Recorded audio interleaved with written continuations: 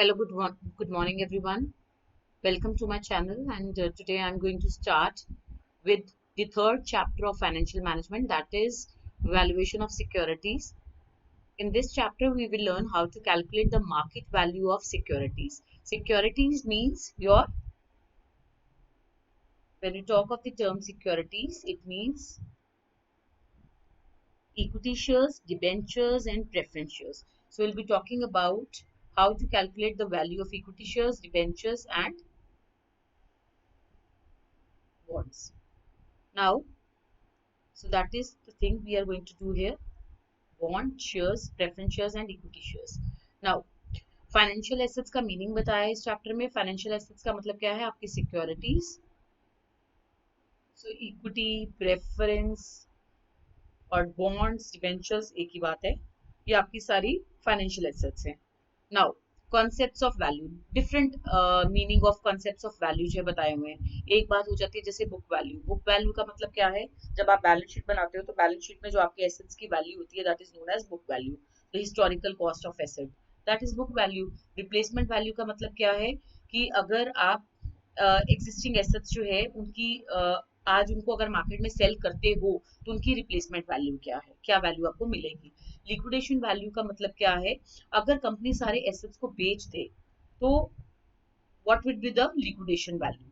Asset को बेचने की जो वैल्यू है, रियलाइजेशन वैल्यू है. ये रिप्लेसमेंट वैल्यू है, मतलब अगर उसको रिप्लेस करते हो तो और कितना आपको पे करना पड़ेगा, that is the replacement value. Liquidation value का मतलब क्या है? जब उसको आप सेल करते हो तो उसकी रियलाइजेशन वैल्यू क्या है. गोइंग कंसर्न वैल्यू का मतलब क्या है? अगर आप आपका कोई बिजनेस जो है वो खरीदना चाहता है या आप किसी का बिजनेस खरीदना चाहते हो तो आप ये देखोगे कि उसके बिजनेस में फ्यूचर सेल्स कितने होने के चांसेस हैं और उसकी प्रॉफिटेबिलिटी के क्या चांसेस है. उसके बेसिस पे आप उसकी फर्म की वैल्यू कैलकुलेट करोगे, that is known as going concern value. और market value means the market value जिस पे आप एसेट को बेच या खरीद रहे हो. So that is known as market value. Hardly important. Now, valuation. Market value of bond कैसे कैलकुलेट की जाती है? सबसे पहले, वैल्यू ऑफ बॉन्ड का मतलब क्या है? How do we calculate that? So bond की value today, price of bond today. Today का मतलब यहाँ पर क्या है? जीरो. मैंने आपको बताया था फाइनेंशियल मैनेजमेंट में जीरो का मतलब क्या है? टुडे और इन्वेस्टमेंट ईयर. अगर आज मैं इन्वेस्टमेंट कर रही हूँ तो उसका इंटरेस्ट मुझे कब का आएगा? 1 साल बाद, 2 साल बाद, 3 साल बाद. तो this is end of first year, end of second year, end of third year. तो मुझे बॉन्ड की वैल्यू आज क्या है? Current market price of bond V0. Current means today. So उसकी वैल्यू क्या है वो मुझे कैलकुलेट करनी है. तो इस कॉन्सेप्ट को समझने के लिए सबसे पहले वैल्यूएशन का चैप्टर ये कहता है कि आपको ये देखना है कि उस बॉन्ड से आपको फायदा क्या हो रहा है. अगर मैं एक बॉन्ड की बात करूं तो मुझे बॉन्ड से क्या क्या मिलेगा, क्या फायदा होगा? एक तो मुझे इंटरेस्ट मिलेगा उस बॉन्ड से. अगर मैं 5 ईयर्स के लिए इन्वेस्टमेंट कर रही हूँ तो मुझे 5 ईयर्स इंटरेस्ट मिलेगा. आफ्टर 5 ईयर्स जो भी मेरी बॉन्ड की वैल्यू है, अगर मैंने किसी को लोन दिया है, बॉन्ड का मतलब यही हो गया कंपनी के डिवेंचर्स खरीदे हैं, तो 5 ईयर्स बाद वो पैसे मुझे वापस मिल जाएंगे. तो अगर मैंने 500 रुपए का एक बॉन्ड खरीदा है तो 500 रुपए मुझे मेरे वापस मिल जाएंगे. तो that is known as redemption value. अब इसका मतलब हमें इंटरेस्ट मिलेगा और हमें रिडेम्पशन वैल्यू इस बॉन्ड से मिलेगी. लेकिन ये जो इंटरेस्ट है, कैसे तो बॉन्ड को खरीदने के लिए आज दे रही हूं मैं, राइट? इंटरेस्ट मुझे कब मिलेगा? फर्स्ट ईयर के एंड में, सेकेंड ईयर के एंड में, थर्ड ईयर के एंड में, फोर्थ ईयर के एंड में. अगर 5 ईयर्स उसकी लाइफ है तो फिफ्थ ईयर के एंड में. Let's say the rate of interest is 10%. अब ये 10% इंटरेस्ट है. ये इंटरेस्ट किस पे कैलकुलेट होता है?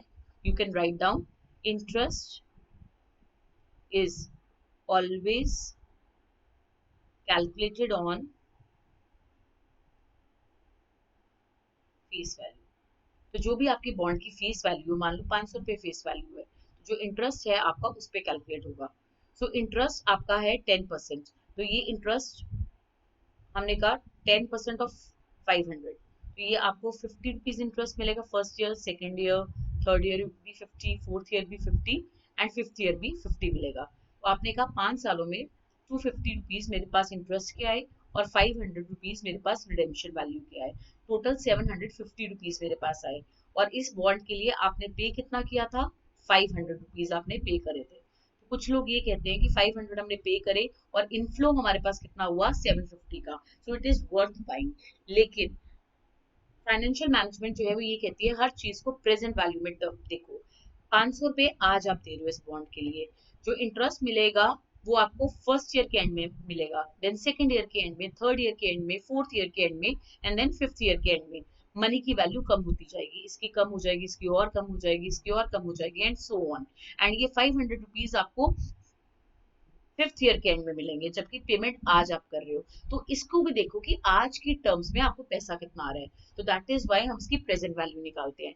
सो इंटरेस्ट जो है वो आपको सेम अमाउंट एवरी ईयर आ रहा है, तो कौन सा टेबल यूज करेंगे, पीवीएएफ, टाइम वैल्यू ऑफ मनी के चैप्टर में, chapter 2 video 2 I mean part 2 में हमने ये डिस्कस करा था। पीवीएएफ सेम अमाउंट एवरी ईयर आता है तो पीवीएएफ टेबल यूज करते हैं, और अगर लमसम अमाउंट है तो पीवीएफ प्रेजेंट वैल्यू निकालने के लिए। सो रिडेम्पशन वैल्यू आपको एक ही बार आएगी तो पीवीएफ से मल्टीप्लाई करोगे, इंटरेस्ट आपको बार बार आता जाएगा, सो उसको पीवीएफ से मल्टीप्लाई करेंगे हम। That is the formula. दूसरा कॉन्सेप्ट जो आपको इसमें समझाना है that is required rate of return. यहाँ पर दो इंटरेस्ट रेट आपको देंगे। पहले तो ये डेफिनेशन देख लीजिए, the value of bond is calculated by sum of present value of future payment.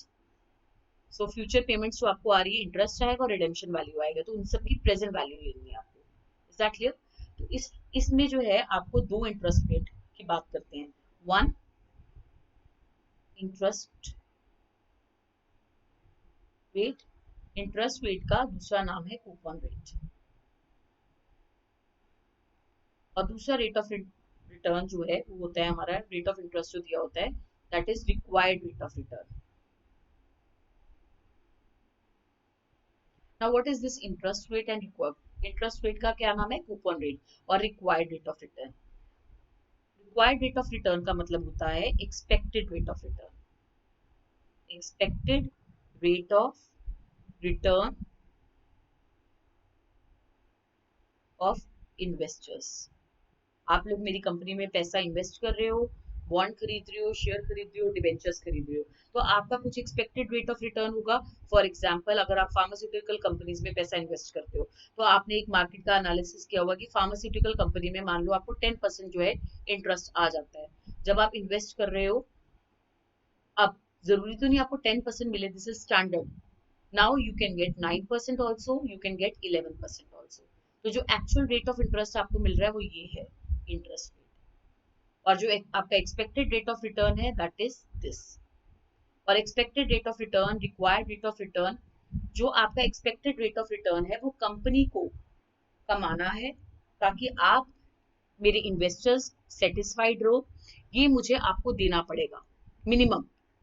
Minimum rate of return expected by the investor. तो ये जो मिनिमम रेट ऑफ रिटर्न है इतना तो मुझे मैं अगर कमाऊंगी तो ही आपको दूंगी। So this is also known as cost of capital for the firm. Company ने जो आपसे कैपिटल लिया है उसके बदले में आपका रिक्वायर्ड रेट ऑफ रिटर्न जो है वो मुझे देना है, मिनिमम उतना रेट ऑफ रिटर्न आपको देना है। तो कंपनी के पर्सपेक्टिव से अगर देखा जाए तो इसको कॉस्ट ऑफ कैपिटल भी बोलते हैं, and it is denoted by के। यानी रिक्वायर्ड रेट ऑफ रिटर्न को आप किससे डिनोट करोगे, के से। तो टाइम वैल्यू ऑफ मनी में मैं आपको कभी आर लिखवा रही थी, कभी आपको के लिखवा रही थी, तो के और आर का मतलब यहाँ पर क्या है, that is your required rate of return. ये रिक्वायर्ड रेट ऑफ रिटर्न आपका एक्सपेक्टेड रेट ऑफ रिटर्न है, कंपनी को आपको कमा के कम से कम इतना देना है, तो ये कंपनी के लिए कॉस्ट ऑफ कैपिटल हो जाती है। अब कंपनी आपको इससे ज्यादा भी दे सकती है, कम भी दे सकती है। Is that clear? सो जो आपका एक्सपेक्टेड रेट ऑफ रिटर्न है वो कंपनी की कॉस्ट ऑफ कैपिटल होती है, and that is denoted by के। अगर आपका एक्सपेक्टेड रेट ऑफ रिटर्न है 10% और मैं आपको एक्चुअली में रेट ऑफ इंटरेस्ट दे रही हूँ 12%, it is a good sign. तो इस केस में हमेशा याद रखना आपकी जो बॉन्ड की वैल्यू आएगी वो पार वैल्यू से ज्यादा आएगी, हमेशा मोर देन पार वैल्यू आएगी। अगर कंपनी आपका एक्सपेक्टेड रेट ऑफ रिटर्न है, expected rate of return is 10%, यानी के कितना है, सॉरी 10%, आपका के कितना है 10%, और कंपनी आपको दे रही है 8%, इंटरेस्ट कितना दे रही है 8%, तो आपका जो कंपनी आपको रिटर्न दे रही है, एक्चुअल रिटर्न दे रही है वो 8% दे रही है, ठीक है। और आपका एक्सपेक्टेड के को किससे डिनोट कर रहे हैं, के से, या कंपनी आपको एक्चुअल रेट ऑफ रिटर्न दे रही है and this is your expected rate of return. अगर ज्यादा दे रही है तो आपकी हमेशा पार वैल्यू से ज्यादा सिक्योरिटी की वैल्यू आएगी, और अगर आपकी कंपनी एक्सपेक्टेशन से कम दे रही है तो इस केस में कंपनी के बॉन्ड की वैल्यू गिर जाएगी, किससे गिर जाएगी? पार वैल्यू से गिर जाएगी। Is that clear? तो ये कॉन्सेप्ट है इस चैप्टर का। पहले हम बॉन्ड की वैल्यू कैलकुलेट करना सीख लेते हैं। A bond of ₹1000 bearing coupon rate of 12%। सो सबसे पहले 1000 है वैल्यू, पार वैल्यू, उस पे कूपन रेट यानी इंटरेस्ट कितना है? 12%। Redeemable at par after 10 years, तो यानी रिडेम्पशन वैल्यू भी कितनी है? 1000। कब रिडीमेबल है? After 10 years। Find out the value of bond if required rate of return is 10%, यानी के कितना है? 10%। अब फॉर्मूला हमारा क्या है बॉन्ड का? Bond is equal to interest PVAF plus redemption value मिलेगी which will be multiplied by PVF। This is the formula. Table में हमेशा रिक्वायर्ड रेट ऑफ रिटर्न देखते हैं, टेबल में कभी भी इंटरेस्ट रेट नहीं देखोगे। ये इंटरेस्ट रेट इसके लिए है। टेबल में आपने क्या करना होता है, यहाँ पर आपके इंटरेस्ट रेट होते हैं 1%, 2%, 3%। ये वाला जो इंटरेस्ट रेट होता है that is your required rate of return हमेशा। तो टेबल में जब आपने रिक्वायर्ड जो रेट ऑफ रिटर्न लेना है वो कौन सा लेना है? Required rate of return every time. And यहाँ पर आपके ईयर्स होते हैं। तो यहाँ पर हमारा रिक्वायर्ड रेट ऑफ रिटर्न क्या है? 10%। तो जब हम टेबल में जाएंगे तो 10% और नंबर ऑफ ईयर्स कितने हैं हमारे? 10 ईयर्स। तो 10 ईयर्स 10% पे वैल्यू को चेक करेंगे। Is that clear? सो सबसे पहले हमारा बॉन्ड है 1000, पार वैल्यू है 1000, इंटरेस्ट कितना है? 12%। तो 1000 का 12% लेना है आपने 120। अभी मैंने आपको बताया था interest is always calculated on par value और फेस वैल्यू, एक ही बात है। तो आपने उस पर कैलकुलेट करा इनटू PVAF। अब PVAF टेबल पे जाएंगे हम। PVAF टेबल,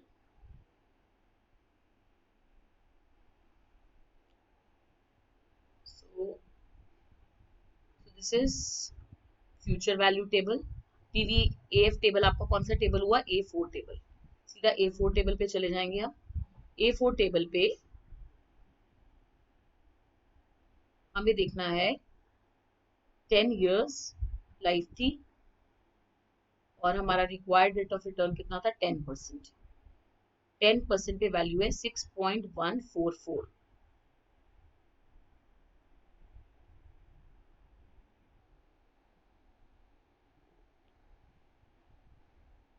तो 10% पे जब आप वैल्यू देखोगे that is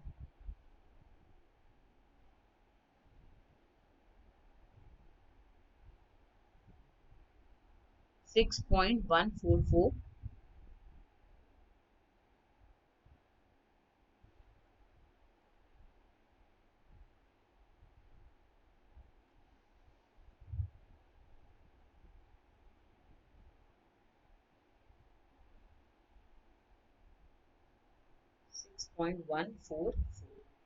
and same plus redemption value आपकी है 500। और 500 पे जब आप वैल्यू देखोगे इस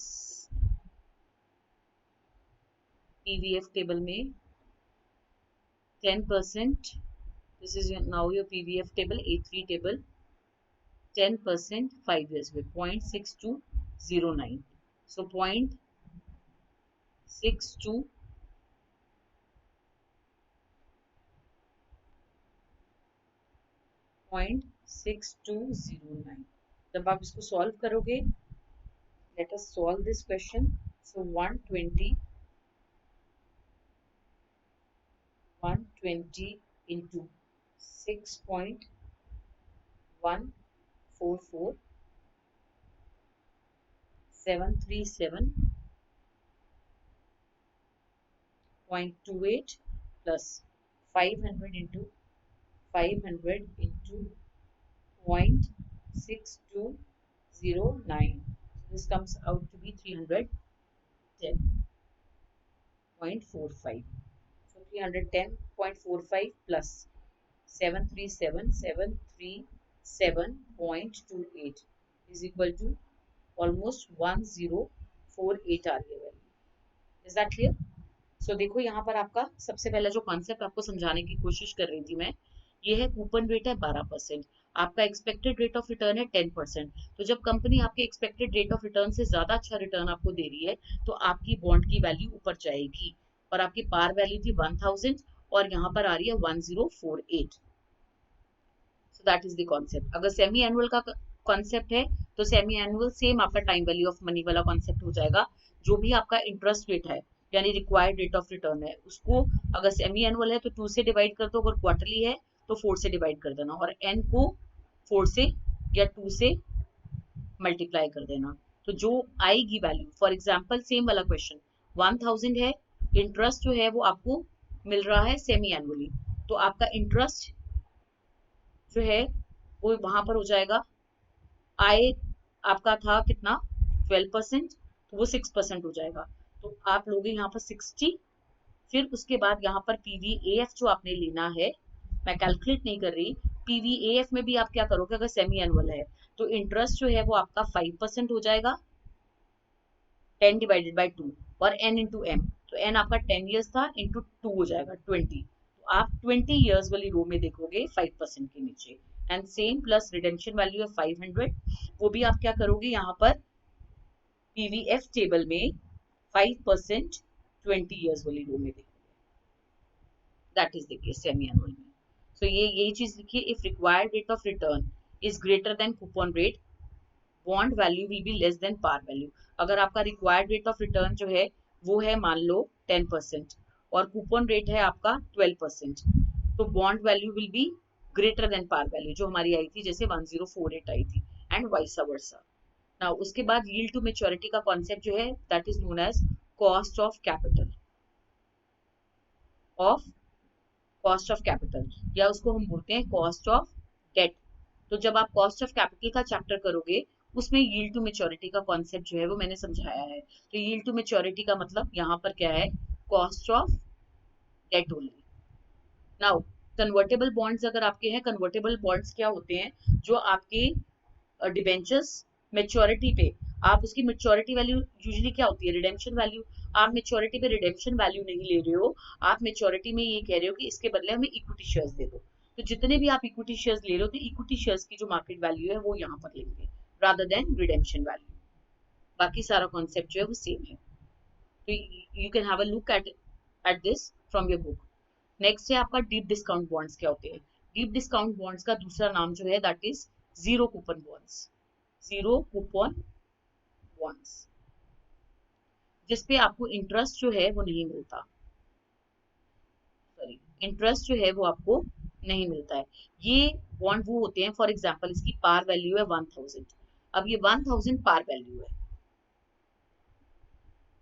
राइट।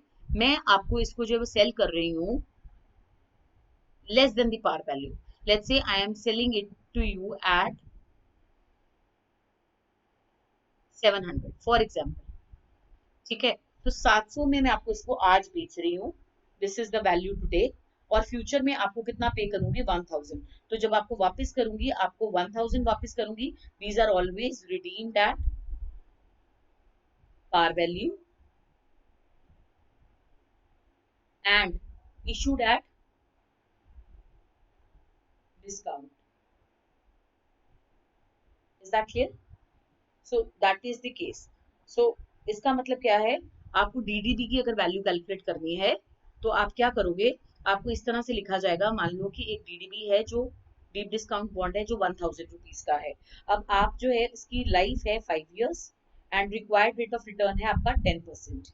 तो आप उसको किस प्राइस पे इशू करोगे, रिडीम तो इस पे होगा, यानी फ्यूचर में तो आपको पता है कि आपको 1000 रुपए मिल रहे हैं, इशू डिस्काउंट पे होगा ये। तो आप क्या करोगे, 10% 5 ईयर्स वाली रो पे जाओगे, उसकी वैल्यू चेक करोगे। सो अभी हमने पीछे वैल्यू चेक करी थी 5 ईयर्स वाली रो पे 10% की, इट वाज 5 ईयर्स 10%, तो 0.6209 आया, जैसे 0.6209। तो आप क्या करोगे, नाउ पीवीएफ टेबल पे गए, 10% पे जो वैल्यू है that is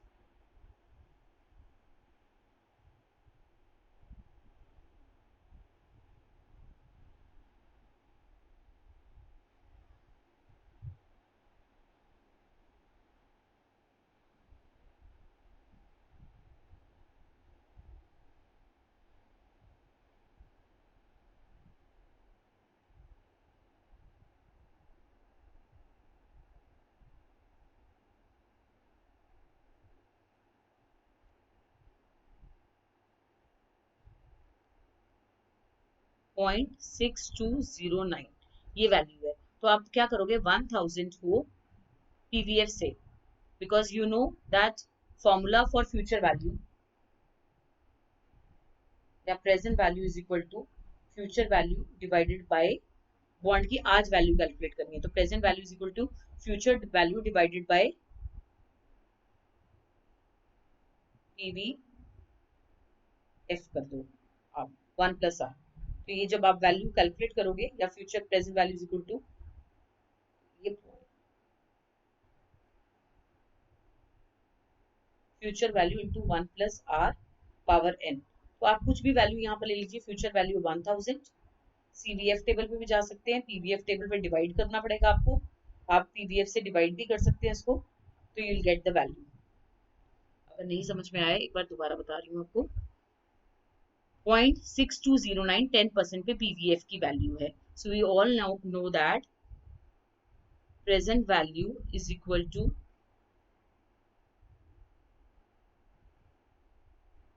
future value into PVF, that is the case. So present value है आपकी, आपको कैलकुलेट करनी है। फ्यूचर में आपको पता है 1000 मिलेगा डीडीपी पे आपको, इसकी वैल्यू है 0.6209, तो ये आ जाएगा 620.9, यानी ये बॉन्ड जो है आपका 620 पे बिकेगा आज। तो आपको आपका रिक्वायर्ड रेट ऑफ रिटर्न कितना मिल जाएगा 10%, और फ्यूचर वैल्यू है ये 1000। Now value of preference shares. Preference shares आपके दो तरह के हैं, redeemable and irredeemable. So irredeemable का फॉर्मूला क्या है? रिडीमेबल का फॉर्मूला सेम है, बस इंटरेस्ट की जगह डिविडेंड मिलेगा आपको। सो आई की जगह आप डी ले लोगे प्रेफरेंस शेयर पे, पीवीएएफ, क्योंकि डिविडेंड हर साल मिलेगा आपको, plus redemption value into PVF. Same formula, same example जैसे आपने करी थी। और इररिडीमेबल प्रेफरेंस शेयर्स का फॉर्मूला है price of preference share today is equal to जो भी आपको डिविडेंड मिल रहा है उसको डिवाइड कर दो आप रिक्वायर्ड रेट ऑफ रिटर्न से। सो required rate of return cost of preference share भी होगा।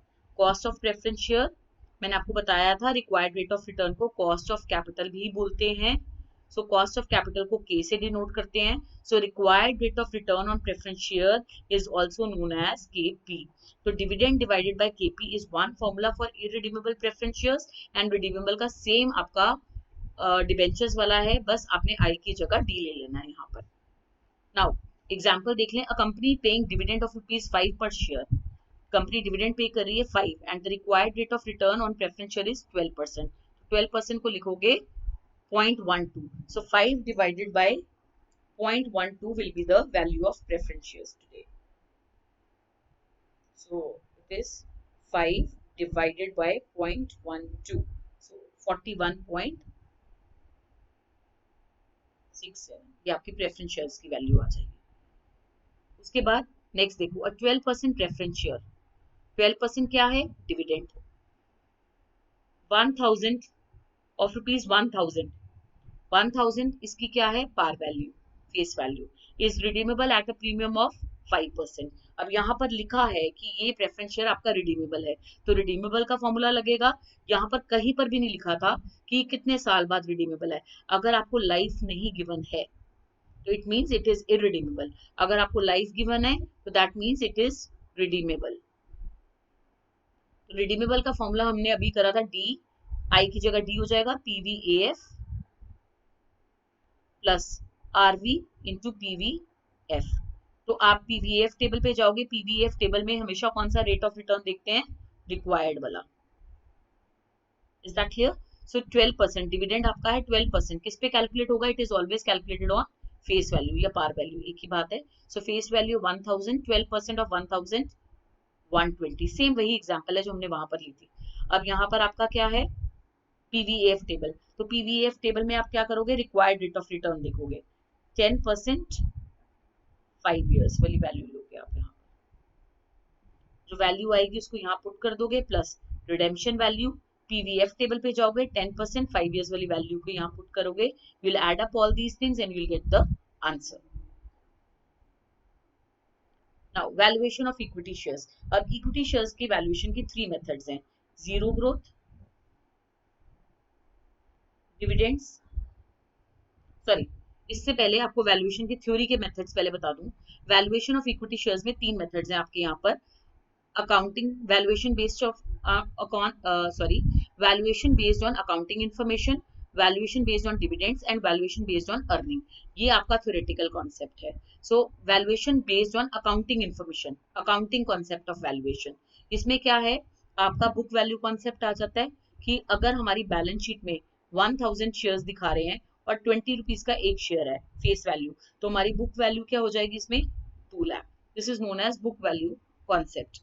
Is that clear? और लिक्विडेशन वैल्यू क्या है, जब कंपनी बंद हो रही है तो कंपनी के बंद होने के टाइम पे आपके शेयर की क्या वैल्यू है, जो बायर है वो कितना आपका शेयर के लिए पे करने के लिए तैयार है, तो that is known as liquidation value concept. तो अगर मान लो उस टाइम पे आपके सारे एसेट्स हैं, आपके एसेट्स जो हैं वो बिक रहे हैं 5 लाख रुपए के, उसमें से आपने अपनी लाइबिलिटीज को पे कर दिया, 2 लाख की मान लो आपकी लाइबिलिटीज है, तो 3 लाख जो आपका पैसा बच गया है वो किस में जाएगा, किसको जाएगा, इक्विटी शेयर होल्डर्स को। बचे हुए सारे पैसे इक्विटी शेयर होल्डर्स को जाएंगे। तो मान लो अगर आपकी कंपनी में उस टाइम पे 30,000 इक्विटी शेयर होल्डर्स हैं, ठीक है, तो हर एक शेयर की क्या वैल्यू उनमें बटेगा, ये सारे एसेट्स को बेच दिया, सारी लाइबिलिटीज को पे ऑफ कर दिया आपने 2 लाख की, 3 लाख रुपए जो बच गए हैं वो इक्विटी शेयर होल्डर्स के बीच में जाएंगे सारे डेट्स वगैरह पे करने के बाद। तो अब ये जब 3 लाख आपके बचे हैं, वो 30,000 अगर आपकी कंपनी में शेयर होल्डर्स है तो 30 पर share is the liquidation value. तो इस तरह से ये थ्योरेटिकल कॉन्सेप्ट है आपका। उसके बाद है वैल्यूएशन बेस्ड ऑन डिविडेंड। इसमें आपके आगे फर्दर 3 मेथड्स आते हैं, zero growth, constant growth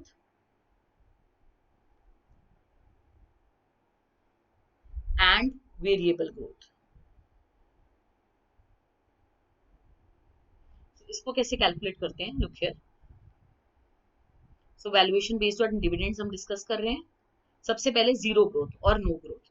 zero growth का मतलब क्या है, सेम वैसे ही आपने प्रेफरेंस शेयर में क्या करा था, अगर आपको याद हो, P zero is equal to D upon K P, cost of preference shares. तो यहाँ पर क्या हो जाएगा, D upon K E, cost of equity shares. Is that clear? So D upon K E आपकी जो है यहाँ पर वैल्यू हो जाएगी। तो डिविडेंड अगर आपको मान लो आपकी company 5 rupees per share dividend pay कर रही है, तो 5 rupees per share is the dividend. Required rate of return आपको क्वेश्चन में दिया हुआ 12%, डिवाइड करोगे आपका आंसर आ जाएगा, ठीक है। सो that is zero growth dividend. अभी जीरो ग्रोथ डिविडेंड्स होते क्या है, जहां पर आपका डिविडेंड जो है वो ग्रो नहीं करेंगे। इसका मतलब क्या है, मान लो आज कंपनी जो है आपको 5 रुपीज पर शेयर का डिविडेंड दे रही है, आज मतलब D zero. Is that clear? D zero is equal to 5 rupees. अगर एक साल के एंड में जो डिविडेंड देगी that is known as G1, second year के एंड में जो डिविडेंड देगी that is G2, third year के एंड में जो डिविडेंड देगी दैट इज G3। तो आज अगर कंपनी आपको 5 रुपीज पर शेयर का डिविडेंड दे रही है तो दिस इज जीरो ग्रोथ। तो एक साल बाद भी 5 ही मिलेगा, 2 साल बाद भी 5 मिलेगा, 3 साल बाद भी 5 मिलेगा। The growth rate in dividend is zero. तो उस केस में फॉर्मूला होता है डी अपॉन के। आप सिर्फ अपनी अर्निंग्स को कैपिटलाइज कर रहे हो, जो भी आपको मिल रहा है रेट ऑफ रिटर्न उसको अपने रिक्वायर्ड रेट ऑफ रिटर्न से डिवाइड करोगे तो उसकी वैल्यू आ जाती है। जैसे प्रेफरेंस शेयर में भी आपको 5 रुपीज पर शेयर डिविडेंड मिल रहा है, उसको अपने रिक्वायर्ड रेट ऑफ रिटर्न से आप वो डिवाइड करोगे तो उसकी वैल्यू आ जाएगी। Is that clear? तो ये वैल्यू ऑफ शेयर आ जाएगी टुडे। अब अभी मैंने आपको एग्जांपल दिए, firm is paying 20% dividend on equity share of face value 10 each. Dividend is always calculated on face value. तो 10 रुपए का 20% is 2 rupees, required rate of return है 15%। आप 2 डिवाइडेड बाय 0.15 कर दोगे,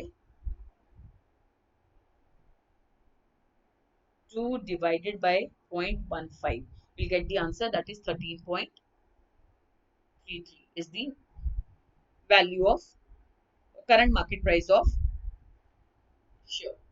So is that clear? Next, constant growth. constant growth का मतलब क्या होता है, जब आपके डिविडेंड्स ग्रो करते हैं at a constant rate. For example growth rate is 10%। अब ध्यान से समझिए, आज कंपनी डिविडेंड पे कर रही है 2 रुपए का, तो dividend paid today is G0. Now at the end of year 1 your dividends will grow. growth rate का यहाँ पर मतलब है growth rate of dividends. आपके dividends grow करेंगे at the rate of 10%, यानी ये 2 रुपए पे 10%। कितना हो जाएगा, 2 रुपए का 10% इज 0.20। इसका मतलब आपको एक साल के बाद 2 रुपए प्लस 0.20 से आपके डिविडेंड्स की ग्रोथ हो जाएगी तो 2.20 मिलेगा। Is that clear? मैथमेटिकली अगर हम इसको सीधा ऐसे कर ले कि D1 dividend at the end of 1 year will grow at the rate of 10%, तो सीधा इसको ऐसे लिख लो D0 1 प्लस G, जो सेम आपका प्रेजेंट वैल्यू का फॉर्मूला था, कंपाउंडिंग का फॉर्मूला है जो आपका। तो D0 ₹2 मिल रहे हैं, 1 प्लस ग्रोथ रेट कितना है 10%, ग्रोथ रेट इज 10%, तो 2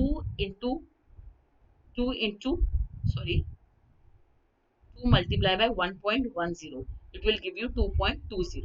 is that clear? अब यानी कि D1 आपका कितना हो जाएगा 2.20, 10% से ग्रो कर गया। तो हमेशा याद रखना D0 यहां पर is not equal to D1, क्योंकि आज अगर ₹2 का डिविडेंड मिल रहा है तो एक साल के बाद 2.2 का मिलेगा। Dividend will grow at a constant rate which is 10%। तो इसका मतलब यहाँ पर प्राइस ऑफ शेयर क्या है, you can denote it by P0 also is equal to D1 upon KE minus G। ये फॉर्मूला है कॉस्ट ऑफ इक्विटी, मतलब रिक्वायर्ड, KE क्या है आपका रिक्वायर्ड रेट ऑफ रिटर्न। जो क्वेश्चन में दिया होगा आपको रिक्वायर्ड रेट ऑफ रिटर्न, एक डिविडेंड का रेट दिया होता है, एक रिक्वायर्ड रेट ऑफ रिटर्न, एक इंटरेस्ट का रेट, एक रिक्वायर्ड रेट ऑफ रिटर्न। तो ठीक है, डिवाइड आपने किससे करना है required rate of return minus G। Is that clear? Growth rate से माइनस करना है। तो अब आपका जो है, क्योंकि वो जो ग्रोथ रेट है वो ऑलरेडी इसमें ऐड हो चुका है, D0 नहीं ले रहे हम। जब हमने जीरो ग्रोथ डिविडेंड्स करे थे तो हमने खाली D लिया था। खाली D क्यों लिया था, ना D0 लिया था ना D1, बिकॉज उस केस में डिविडेंड्स की ग्रोथ 0 थी। तो D0 लिखो, चाहे D1 लिखो, चाहे D2 लिखो, hardly matters, because everything is equal. तो हमने D अपॉन KE किया था। यहाँ पर ग्रोथ रेट है, तो ग्रोथ रेट जो है वो ऑलरेडी इसमें ऐड हो चुका है D1 को कैलकुलेट करने के लिए। देखो तो D1 कैसे कैलकुलेट होगा, अगर हमें क्वेश्चन में D1 नहीं दिया हुआ, D0 दिया हुआ है, तो पहले हमें D1 निकालना है। D1 is equal to D0 1 plus G कर दोगे तो D1 आ जाएगा। ये अभी हमने जो कॉन्सेप्ट समझा है, तो D1 है विच already includes your growth rate. तो कॉस्ट ऑफ इक्विटी से डिवाइड नहीं करेंगे, इसमें से ग्रोथ रेट जो भी है वो आपका माइनस हो जाएगा। D1 upon KE minus G से आप उसको कैपिटलाइज करोगे। Is that clear? सो अब पता कैसे चलेगा हमें क्वेश्चन में D1 गिवन है या D0 गिवन है? यहां से देखिए आप, a share having a face value of ₹100 each, ये तो फेस वैल्यू हो गई, is expected to pay dividend of ₹12%। अब शेयर की फेस वैल्यू है 100 and this company is expected to pay dividend of ₹12%। Expected to pay मतलब पे किया नहीं है, करेगी। हमेशा याद रखना आप, अगर आपको इस तरह से गिवन है कि company is paying dividend, is paying dividend, dividend, तो इसका मतलब पे कर रही है, तो ये D0 है। कंपनी हैज पेड, यानी प्रेजेंट और हैज बीन पेइंग लिखा हुआ है डिविडेंड, तो वो भी D0 है। पास्ट और प्रेजेंट टेंस में अगर डिविडेंड गिवन है तो this is D0। Future tense में गिवन है, यूज करा हुआ है, तो वो D1 है। अब देखिए यहाँ पर, a share having face value of ₹100 each is expected to pay dividend of 12%। expected to pay करेगी, फ्यूचर टेंस, यानी आपको D1 गिवन है। फॉर्मूला क्या है, D1 upon KE minus G। अभी कैसे पता लगेगा, G लगाना है नहीं। द ग्रोथ रेट इज 13%, एक ही ग्रोथ रेट गिवन है which is 3%। Growth rate is 3%, G आपको 3% गिवन है।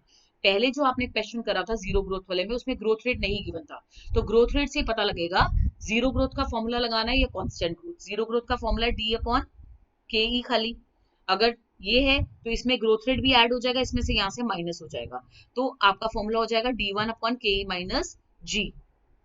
That is the formula. अब अगर मुझे मान लो इस क्वेश्चन में लिखा होता company has been paying dividend of 12%, तो मैं क्या करती, 12% मतलब 12% ऑफ ₹100, तो डिविडेंड हो जाता 12, D0 1 प्लस G करती 0.03, तो ये आपका D1 आ जाता।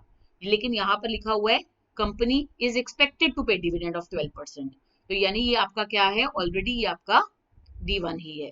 तो 12% ऑफ 100 आ जाएगा 12, KE आपका है required rate of return 16% minus 0.03 growth rate, ये आपका आंसर आ जाएगा 12 divided by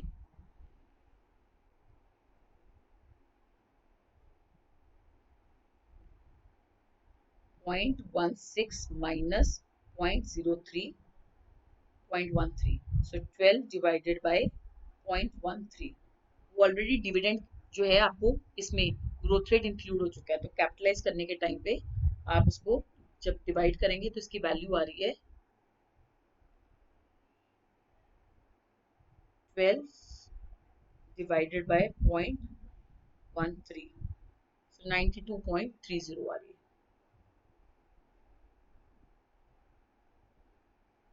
Is that clear?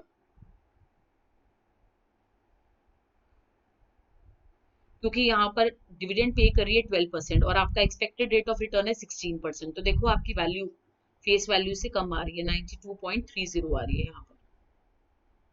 Now next is variable growth rate. Variable growth rate क्या मतलब क्या है? जब ग्रोथ रेट वेरी कर रहा है, जैसे वहां पर सिर्फ 3% था, यहाँ पर variable means growth rate will change, growth rate will change. तो 3 करें आपने, जहां 0 ग्रोथ है, नो ग्रोथ रेट, कांस्टेंट एक ही 3%, ये कांस्टेंट है, और एक आपका है 0 growth.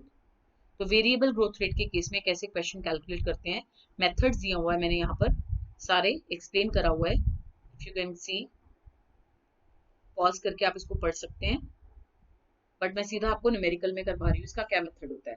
A firm is paying dividend of ₹1.5 per year, is paying, यानी ये आपको D0 है, पास्ट और प्रेजेंट टेंस में। The rate of dividend is expected to grow at 10%, तो ग्रोथ रेट एक 10% है for next 3 years, and 5% thereafter, एक और ग्रोथ रेट आ गया, so 5% thereafter. Find out the value of share if the required rate of return is 15%। अब देखो, अब मैं स्टेप्स के साथ इसको मैच कर रही हूँ। सबसे पहले अब आप यहाँ पर जो है, हम ये मान के चलते हैं जब तक ग्रोथ रेट चेंजिंग है तब तक हम उसको रिटेन करके रखेंगे। अब ग्रोथ रेट जो है, ये देखो 10% फॉर नेक्स्ट 3 years है ग्रोथ रेट आपका, एंड उसके बाद 3 years के बाद ये 5% कांस्टेंट हो जाएगा। तो इसका मतलब 10% फॉर नेक्स्ट 3 year, उसके बाद 5% कांस्टेंट हो जाएगा। तो जब आपका कांस्टेंट वाला आ रहा है, इसका मतलब ये है कि हम उस शेयर को रिटेन करेंगे 3 years तक। कब तक रिटेन करेंगे? 3 years तक।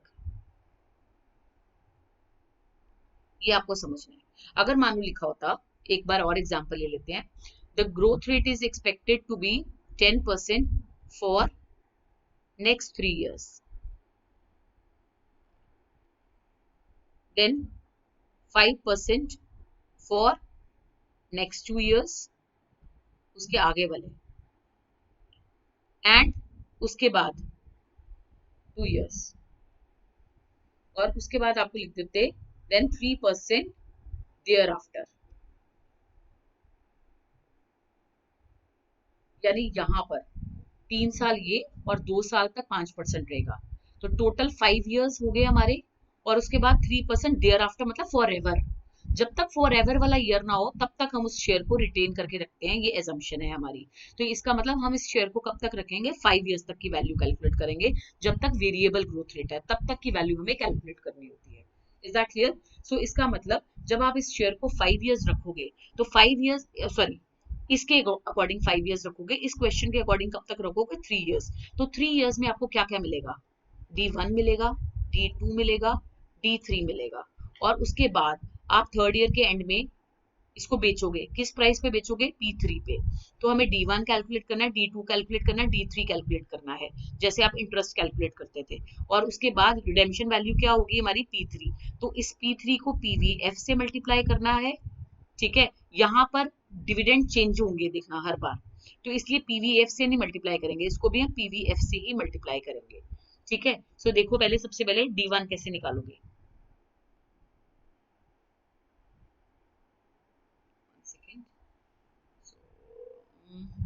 यहाँ पर कैलकुलेट कर लेते हैं। सबसे पहले D0, D1 is equal to, sorry, D1 is equal to D0 1 plus G। तो D1 क्या आ जाएगा आपका, D0 कितना था आपका 1.5।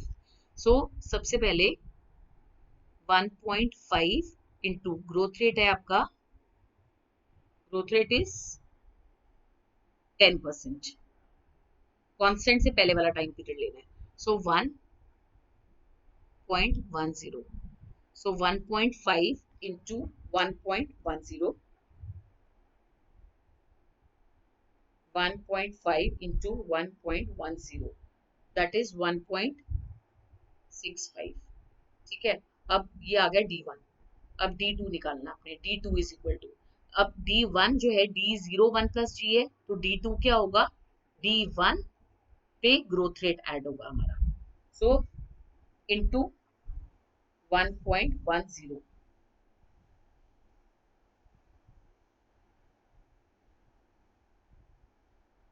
which comes out to be 1.815।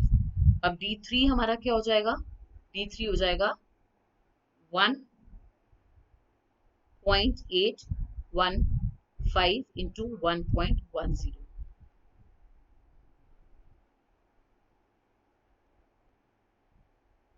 1.99 आ जाएगा ये। ठीक है, अब आपके पास क्या होगा, D1 है, D2 है, D3 है। D1 आपके पास है, यानी कि अगर हम इस शेयर को कांस्टेंट, इसके ग्रोथ रेट को कांस्टेंट होने से पहले तक रिटेन कर रहे हैं, क्योंकि हमें लिखा हुआ है 5% ईयर आफ्टर, 3 इयर्स तक 10% रहेगा, उसके बाद 5% ईयर आफ्टर, तो 3 इयर्स ही हम इसको मान के चलेंगे रिटेन कर रहे हैं। तो आपके पास 3 इयर्स में डिविडेंड कितना आ जाएगा, 1.65, 1.815 and then is 1.99। Is that clear. अब ये डिविडेंड आपको मिलेगा at the end of 1 year, eight the end of second year, eight the end of third year. तो हमें जैसे इंटरेस्ट जो है वो सेम अमाउंट एवरी ईयर होता है, तो आप उसके इसमें पीवीएफ से मल्टीप्लाई कर सकते हो, लेकिन ये सेम अमाउंट नहीं है एवरी ईयर, तो हमें क्या करना पड़ेगा, पीवीएफ से मल्टीप्लाई करना पड़ेगा इसकी प्रेजेंट वैल्यू निकालने के लिए। तो आप क्या करोगे, रिक्वायर्ड रेट ऑफ रिटर्न है आपका 15%, 15% वाली रो पे जाओगे, 15% वाली रो पे आप वैल्यूज चेक करोगे, फर्स्ट ईयर में क्या वैल्यू है, सेकेंड ईयर में क्या वैल्यू है, थर्ड ईयर में क्या वैल्यू है। तो टेबल पे जाके आप इन वैल्यूज को चेक करोगे। सो गूगल पे you can write down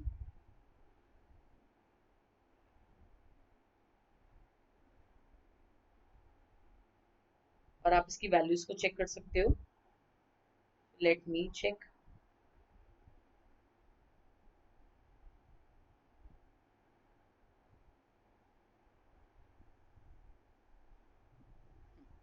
so PVF की वैल्यू होगी इस पे 0.870, 0.756, 0.658।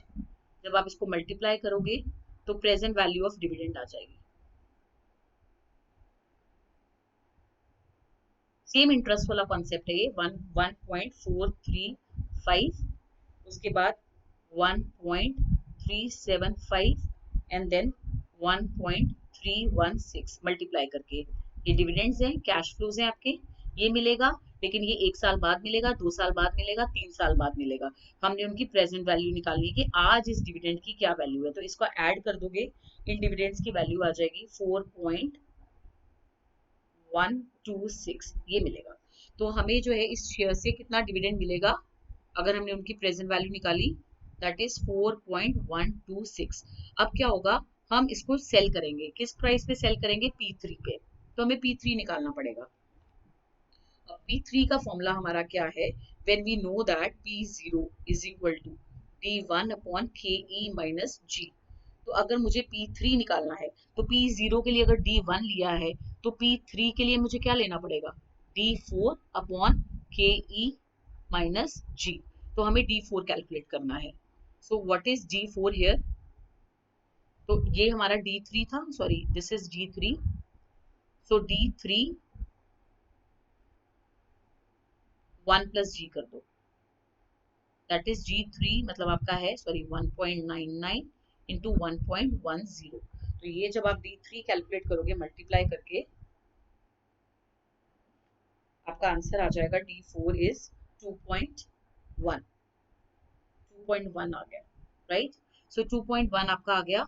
अब आप इस फॉर्मूला में पुट कर दो P3 के। So P3 is equal to 2.1 divided by KE। आपका रिक्वायर्ड रेट ऑफ रिटर्न कितना है? I think 15%। Let me check. Yes it is 15%। और ग्रोथ रेट, अब ग्रोथ रेट जो है ये P3 है, तो जो D4, अगर आपने यहाँ पर D4 लिया है तो ग्रोथ रेट भी आपका 4th ईयर वाला होगा। तो 4th ईयर वाला ग्रोथ रेट हमारा जो कांस्टेंट वाला होता है वो लेना होता है इसमें हमें, जब आप फॉर्मूला की कैलकुलेशन कर रहे हो। तो ये वाला लेना है आपने 5%। 4th ईयर से हमारा 5% कांस्टेंट हो जाएगा।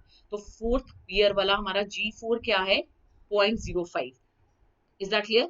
तो 0.05।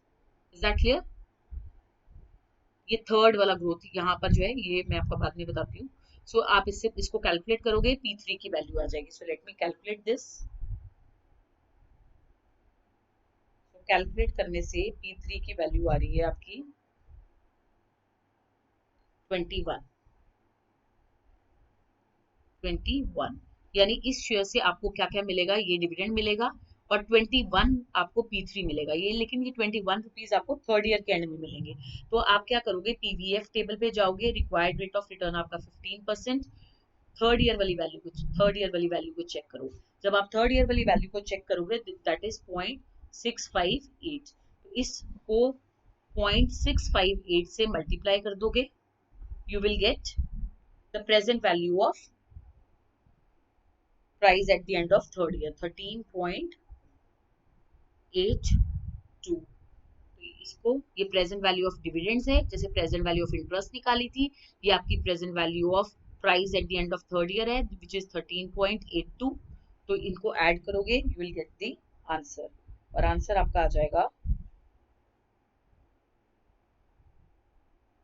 17.946। That is the answer. Hope this is clear to you. मैं एक बार दोबारा से जल्दी से आपके स्टेप्स जो है वो रिपीट कर रही हूँ। So look here, sorry, look here. सबसे पहले आपने क्या करना है इस क्वेश्चन में, एक बार स्टेप्स डिस्कस कर लूंगी तो आपको समझ में आ जाएगा। लुक हियर, सबसे पहले आपने इस क्वेश्चन में क्या करना है, हमारा वैल्यूएशन का कॉन्सेप्ट क्या कहता है, जो आपको किसी सिक्योरिटी से मिल रहा है उसको ऐड कर दो, उनकी प्रेजेंस वैल्यू को ऐड कर दो, आपके पास सिक्योरिटी की वैल्यू आ जाएगी। तो अगर हमारा जो ये शेयर है वेरिएबल ग्रोथ वाला, इससे हमें डिविडेंड मिलेगा, प्लस इससे हमें जब हम इसको बेचेंगे तो हमें इसका प्राइस मिलेगा। Is that clear? अब हम देखते हैं, ये कह रहे हैं कि डिविडेंड इसका आज फर्म इज पेइंग डिविडेंड, ये D0 है क्योंकि ये प्रेजेंट टेंस या पास में हो तो D0 है। 1.5 हमें डिविडेंड मिल रहा है, तो rate of dividend is expected to grow at 10%। अगर खाली इतना लिखा होता तो हम इसको क्या करते हैं, D1/KE - G कर देते हैं। Is that clear? लेकिन यहाँ पर लिखा हुआ है for next 3 years and 5% thereafter. तो जब देयर आफ्टर वाला वर्ड हो, जितने सालों से पहले, हमने उतने इयर्स तक की वैल्यूज को कैलकुलेट करना होता है। कि हम ये मानते हैं जब कांस्टेंट हो रहा है हम उससे पहले तक की वैल्यू जो है वो कैलकुलेट करेंगे। अगर ऐसे लिखा होता कि 10% for next 3 years, 5% for another 2 years and then 3% constant thereafter, तो इसका मतलब हम 5 years तक इसको रिटेन करेंगे। तो आपको डिविडेंड कैलकुलेट करना है, D1 मिलेगा, D2 मिलेगा, अगर 5 years रिटेन करोगे तो D3 मिलेगा, D4 एंड D5 मिलेगा। लेकिन अब हमारा जो है 3 years तक ये ग्रो कर रहा है, उसके बाद कांस्टेंट हो रहा है, तो हम इसको 3 years तक रिटेन करेंगे। अब ये डिविडेंड हमें at the end of 1 year मिलेगा, at the end of second year मिलेगा, at the end of third year मिलेगा। लेकिन जबकि हमने शेयर्स की आज वैल्यू कैलकुलेट करनी है तो इसको PVF से मल्टीप्लाई करेंगे। PVAF से इसलिए नहीं कर रहे इंटरेस्ट की तरह क्योंकि सेम अमाउंट एवरी ईयर नहीं है। तो जब आप इसको डिविडेंड्स को PVF से मल्टीप्लाई कर दोगे हर डिविडेंड को, तो ये प्रेजेंट वैल्यू ऑफ डिविडेंड्स निकल आएगी। ठीक है, present value of all dividends निकल आएगी आपकी। प्लस अगर 3 साल रिटेन करोगे तो थर्ड ईयर के एंड में बेचोगे तो आपको क्या मिलेगा, P3। तो जब हमें फॉर्मूला पता है कि P0 is equal to D1/KE - G, तो इसका मतलब P3 का फॉर्मूला क्या होगा, P3 is equal to D4, एक डिविडेंड आगे लेना है, upon KE - G4। Is that clear? G4 का मतलब क्या है, 4th ईयर वाला डिविडेंड। या फिर जब मैंने यहाँ पर लिखा हुआ था तो ये था जी, यहाँ पर आप लिख सकते हो 11th ईयर वाला। Is that clear? करेक्शन करते थे आपकी। सो सॉरी, तो आपने P3, अब ये प्राइस आपको eight the end of third year मिलेगा, तो इसको भी पीवीएफ से मल्टीप्लाई करना है, तो प्रेजेंट वैल्यू ऑफ P3 आ जाएगा, इन दोनों को ऐड करेगा करके आपके पास P0 आ जाएगा। I hope that is clear to you. Now valuation of shares currently not paying dividend, तो जितने साल वो डिविडेंड नहीं पे करे करंटली, तो हम ये मानते हैं जिस साल में वो डिविडेंड पे करेगी हमें उस ईयर का प्राइस कैलकुलेट करना है। तो इसमें देखिए आप, at the time companies are unable to pay the dividend on equity share due to insufficient profit, तो इसलिए इस केस में क्या होता है, for example the company is not expected to pay dividend for first 3 years, but thereafter it will be paying dividend of ₹2 per share, यानी fourth year से ₹2 का डिविडेंड जो वो देगी। तो आप क्या करोगे इस केस में, प्राइस जो कैलकुलेट करोगे जब डिविडेंड पे करेगी जिस ईयर से, उससे पहले वाले ईयर का आप प्राइस कैलकुलेट करोगे, यानी कि P3 कैलकुलेट करना है। तो P3 इसमें क्या होगा, D4 ₹2 upon KE minus G, उसके बाद डिविडेंड जो है वो 10% से ग्रो करेंगे और रिक्वायर्ड रेट ऑफ रिटर्न 15% है, तो D4 आपका 2 है, KE आपका 0.15 है और G आपका 10% है। इसको सॉल्व करोगे you will get the answer. ठीक है, तो ये आपका P3 है और प्राइस ऑफ शेयर टुडे निकालना है, तो PVF से मल्टीप्लाई कर दो, सेम वही कॉन्सेप्ट है। Next, valuation of equity shares on the basis of earnings, last point. अब अर्निंग्स क्या है आपका, value of share is equal to EPS into PE ratio, ये आपका फॉर्मूला है। अब value on the base of earning, तो इसमें क्या होता है आपका PE रेशियो पे आपकी वैल्यू जो है वो बेस्ड होती है। अब सबसे पहले हमारे पास EPS क्या होता है, ध्यान से देखो, सबसे पहले जो कंपनी का प्रॉफिट होता है EBIT क्या होता है, कंपनी का नेट प्रॉफिट। नेट प्रॉफिट्स को हम ऑपरेटिंग प्रॉफिट्स भी बोलते हैं। Is that clear? ये जो कंपनी का EBIT है, सबसे पहले हम इसमें से इंटरेस्ट पे करते हैं, earning before interest and tax, तो इंटरेस्ट पे कर दो, इसमें से बचेगा क्या, अर्निंग बिफोर टैक्स या प्रॉफिट बिफोर टैक्स भी बोल सकते हो इसका। फिर इसमें से गवर्नमेंट का टैक्स पे कर दो, जो प्रॉफिट बच जाता है that is known as profit after tax. अगर आपके पास कोई प्रेफरेंस शेयर होल्डर्स है तो इसमें से प्रेफरेंस वालों का डिविडेंड पे कर दो, और अगर नहीं है तो रहने दो, ये प्रॉफिट आफ्टर टैक्स जो शेयर होल्डर्स को जाता है। नहीं तो प्रेफरेंस डिविडेंड माइनस करने के बाद जो रेजिडुअल प्रॉफिट बच जाता है वो इक्विटी शेयर होल्डर्स के बीच में जाता है। अगर आपके प्रेफरेंस शेयर होल्डर्स क्वेश्चन में नहीं दिए तो यही आपका जो है इक्विटी शेयर होल्डर्स के बीच में जाएगा। तो ये जो आपका प्रॉफिट बच गया है, रिमेनिंग प्रॉफिट या रेजिडुअल प्रॉफिट जो है, या प्रॉफिट आफ्टर टैक्स में से प्रेफरेंस डिविडेंड माइनस कर दो, ये प्रॉफिट जो है रेजिडुअल प्रॉफिट, अगर मान लो मेरा रेजिडुअल प्रॉफिट है 1,00,000 रुपए और मेरे पास कंपनी के में 10,000 शेयर्स है, तो इसका मतलब मेरी अर्निंग क्या है, अर्निंग पर शेयर क्या है, ₹10। ये ₹10 is my EPS। Is that clear? So EPS कैसे कैलकुलेट होता है आपका, प्रॉफिट आफ्टर टैक्स, अगर प्रेफरेंस डिविडेंड है तो ठीक है, नहीं तो 0 माइनस कर दो, प्रेफरेंस डिविडेंड है तो माइनस कर दो, नहीं है तो profit after tax divided by number of shares, तो ये आपका आ जाएगा EPS। और उसके बाद प्राइस PE रेशियो क्या होती है, P का मतलब क्या है, price of share, market price of share, और डिवाइडेड बाय E का मतलब होता है अर्निंग पर शेयर यानी EPS। ठीक है, सो आपका प्राइस ऑफ शेयर किस पे डिपेंड करता है, PE रेशियो पे। अगर आपको अपनी PE रेशियो पता है, अगर आप अपना EPS कैलकुलेट करते हो तो प्राइस ऑफ शेयर आ जाएगा। So we can say that price of share पहले, सबसे पहले किस पे डिपेंड करता है, it is based on PE ratio. So PE ratio का फॉर्मूला होता है price of share P divided by E, P divided by E, PE ratio, earning per share. अब अर्निंग पर शेयर को PE रेशियो से multiply कर दोगे तो price of share आ जाएगा, तो यही है price of share is equal to EPS multiply by PE ratio. Is that clear? That is valuation based upon earnings. अब इसमें देखो, आपका इक्विटी शेयर कैपिटल है 50 लाख, रिजर्व्स एंड सरप्लस है 5 लाख, सिक्योर्ड लोन्स है 25 लाख, अनसिक्योर्ड लोन्स भी गिवन, आपको rate of interest given है, उनका ऑपरेटिंग प्रॉफिट गिवन है। सबसे पहले आप 25 लाख में से आपका EBIT है ऑपरेटिंग प्रॉफिट में से क्या माइनस करोगे? इंटरेस्ट। आपका इंटरेस्ट कितना है? 25 लाख पे 15% और 10 लाख पे 12.5%। तो 25 लाख का 15% कैलकुलेट कर लो।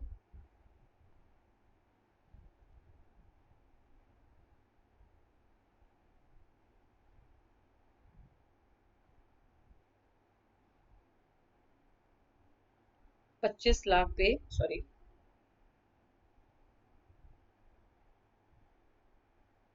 15% इंटरेस्ट आ जाएगा आपका। एक तो 3,75,000 और दूसरा आपका आ जाएगा 12.5% ऑफ 10 लाख। ये भी प्लस कर लो दोनों इंटरेस्ट, 1,25,000। ये आपने इंटरेस्ट माइनस करा, टोटल हो गया ये 5 लाख। तो आपका प्रॉफिट बिफोर टैक्स आ जाएगा 20 लाख।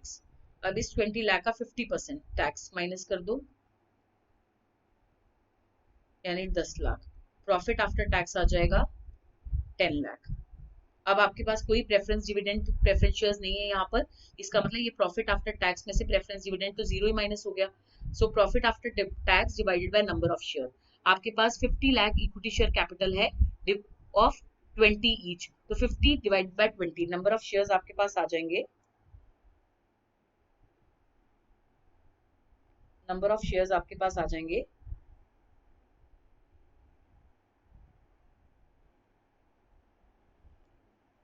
आ जाएगा 10 lakh divided by number of share holders हैं आपके 2,50,000 number of share holders. 50 divided by 20 25 हो जाएगा, तो 2,50,000। अब आपने ये डिवाइड करा, आपका ईपीएस आ गया, अर्निंग पर शेयर ईपीएस आ जाएगा आपका 4। Now we all know that PE ratio, PE ratio का फॉर्मूला क्या होता है आपका? P ratio is equal to price of share, P का मतलब divided by earning per share. तो अगर आपको पीई रेशियो गिवन है 12.5 और आपने ईपीएस कैलकुलेट करा 4, तो आपका प्राइस ऑफ शेयर आ जाएगा, answer will be 50। so that is based upon earnings. So that is all about valuation. Valuation में और कोई क्वेश्चन आपको नहीं आ सकता। If you have any doubts, you can ask me in the comment section as well. Thank you so much. Before that, अगर आपको capital asset pricing model जो है वो समझना है, तो CAPM का जो कॉन्सेप्ट है that is calculating cost of equity shares. Cost of equity share जैसे आपको मैंने, it is nothing but cost of equity shares का फॉर्मूला है। इसका फॉर्मूला आपका होता है, this is the formula, risk free rate of return plus beta divided by into market risk minus risk free rate of return. अब इसका मतलब क्या है एक बार देख लीजिए। मान लो आपका जो है गवर्नमेंट सिक्योरिटीज पे 6% रेट ऑफ इंटरेस्ट चल रहा है। अगर आप किसी गवर्नमेंट बैंक में पैसा लगाते हो तो 6% रेट ऑफ इंटरेस्ट जो है वो चल रहा है। सो this is 6% rate of interest, risk free rate of interest that is 6%। अब बीटा का मतलब क्या है? आपकी जो सिक्योरिटी है जिसमें आप पैसा लगा रहे हो, लाइक इक्विटी शेयर्स पे, उसका बीटा जो है वो मान लो है 2 या 1.2। ठीक है, 1.2 बीटा। बीटा का मतलब क्या होता है? अगर मार्केट जो है वो 1 रुपए से बढ़ेगी तो आपका स्टॉक 1 रुपए 20 पैसे से बढ़ेगा। Is that clear? या फिर मार्केट 1 रुपए से गिरेगी तो आपका स्टॉक जो है वो 1 रुपए 20 पैसे से गिरेगा। Is that clear? That is beta. तो बीटा रिस्क प्रीमियम होता है, बेसिकली आपका रिस्क फैक्टर को डिनोट करता है। तो बीटा आपको क्वेश्चन में हमेशा गिवन होगा, जैसे बीटा आपका 1.2 है। अब RM माइनस RF, अब मान लो मार्केट का rate, RM is rate of return of market. अगर 6% risk free rate of return है तो मार्केट का मान लो 9% है, तो 0.09 minus 0.06 risk free rate of return. ये आपका कैपम के accordingly, capital asset pricing model के अकॉर्डिंगली आपकी शेयर की वैल्यू आ जाती है इसको कैलकुलेट करने के बाद। So that is CAPM. That is generally not in your syllabus. So अगर है तो बस एक शॉर्ट नोट के लिए कैपम जो है वो पढ़ लो। Calculate the investment risk, beta जो है वो कैलकुलेट करता है, and what return on investment we should expect. तो ये बेसिकली आपको rate of return on equity share बताता है। कॉस्ट ऑफ इक्विटी कैलकुलेट करने का ये एक तरीका है। प्रैक्टिकली कॉस्ट ऑफ इक्विटी इसी से कैलकुलेट की जाती है। तो एक बार थ्योरी जो है ये आप इसकी पढ़ सकते हो। रिस्क आपका दो तरह का है, systematic risk and unsystematic risk. Risk जो है सिस्टमेटिक रिस्क का मतलब क्या है, the risk which cannot be diversified, यानी कि आप डिफरेंट डिफरेंट सिक्योरिटीज में भी चाहे पैसा लगा दो पर उस रिस्क को आप डाइवर्सिफाई नहीं कर सकते। फॉर एग्जाम्पल, अगर गवर्नमेंट की कोई पॉलिसी चेंज होगी तो आप इस रिस्क को कभी डाइवर्सिफाई नहीं कर सकते हो। लेकिन अनसिस्टमेटिक रिस्क का मतलब क्या है, जो रिस्क आपका डाइवर्सिफाई हो सकता है, विच कैन बी डाइवर्सिफाइड। ठीक है। अगर मान लो आप ये कह रहे हो कि ऑटो सेक्टर में आपने सारा पैसा लगाया हो, ऑटोमोबाइल इंडस्ट्री में पैसा लगाया है, तो इससे तो आपका जो है रिस्क बढ़ेगा ही बढ़ेगा। इससे अच्छा क्या है, आप डिफरेंट डिफरेंट सेक्टर्स में पैसा लगा लो, तो that is known as diversified. आप अलग अलग सेक्टर्स में अगर पैसा लगा लोगे तो वो आपका रिस्क डाइवर्सिफाई हो जाएगा। लेकिन अगर गवर्नमेंट की कोई पॉलिसी चेंज हो जाती है तो वो रिस्क आपका चेंज नहीं होता, that is non diversifiable risk. तो कैपम में आप ये डेफिनेशन बता दोगे, टाइप्स ऑफ रिस्क बता दोगे और सीधा उसके बाद फॉर्मूला बता देना। That's it.